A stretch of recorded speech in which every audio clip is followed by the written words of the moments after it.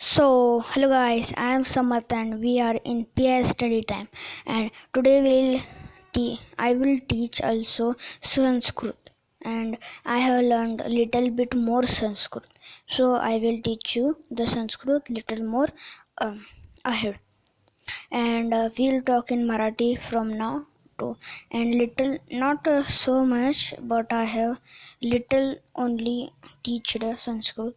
So let's begin. तर जसं की सांगितलं, आता मी तुम्हाला सांगणार आहे संस्कृत कसं बोलायचं थोडंसं, कारण क्लासमध्ये जास्त शिकवलं नाही, पण म्हणजे आजची जी क्लास आहे ती संस्कृतचीच असणार आहे, आणि त्याच्यामध्ये मी सांगणार आहे की कसं दुसऱ्यांना त्यांचं नाव सांगायचं, किंवा म्हणजे त्यांना विचारायचं, किंवा आपलं कसं सांगायचं त्यांना, आपण कुठं राहतो. तर एक शब्द खूप फनी आहे, तर त्याला तुम्ही अवॉइड करू शकता, कारण तो खूप फनी आहे म्हणून. तर आपण बघूया. तर आपण बघणार आहोत सगळ्यात पहिला आपण कसं सांगायचं नाव.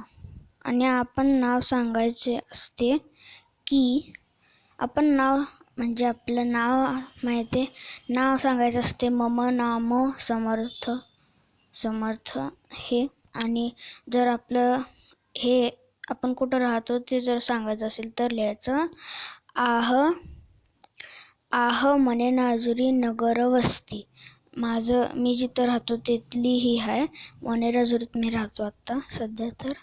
आणि त्याच्यामुळं माझं प्लॅटफॉर्म म्हणजे जिथं मी राहतो ते असणार आह मने नाजुरी नगर वस्ती.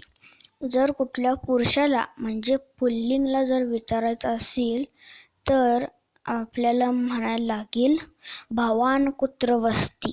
म्हणजे भवान म्हणजे तुमचं, कुत्र म्हणजे काय कुठे, आणि वस्ती म्हणजे आपण जिथे राहतो तिथे.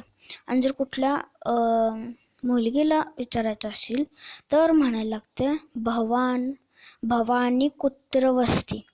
फक्त भवानी हे फक्त चेंज करायचं, भवानी करायचं म्हणजे तुझं, आणि जर पुल्लिंगला करायचं तर भवान म्हणजे तुमचं किंवा तुझं असंच असू शकतं.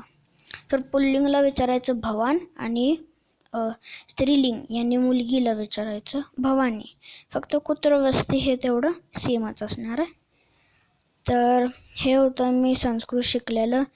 I hope you guys like this video, and today it will be bye bye.